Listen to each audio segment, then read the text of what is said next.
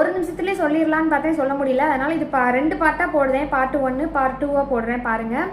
என் friends அப்புறம் வந்து 2-3 பேர் சொன்னாங்க, ஸ்பீடாக சொல்கிறேன், அந்த ஒரு நிமிஷத்துக்குள்ள அவசர அவசரமாக சொல்கிறேன், பொறுமையாக சொல்லு அப்படின்னாங்க. நான் அந்த ஒரு நிமிஷத்துக்குள்ள முடிக்கணுமேனு தான் ஸ்பீடாக சொல்கிறேன். இது வந்து துணி ரொம்ப கம்மியாக இருந்துச்சு. அவங்க வந்து பிளைனாக ஹேண்டு கேட்டாங்க இந்த இதில், ஆனால் துணி சுத்தமாக இல்லை. அவங்க அந்த ஒரு லைனு பார்டராக கொடுத்துருப்பாங்க இல்லையா, அது மொத்தத்தையும் நான் கைக்கு யூஸ் பண்ணியிருக்கேன். கொஞ்சம் கூட பேலன்ஸ் துணி இல்லை. பார்த்தீங்களா, பின்னாடி பேக் ஓப்பன் வச்சு இந்த ரோப்பு வச்சுருக்கேன்.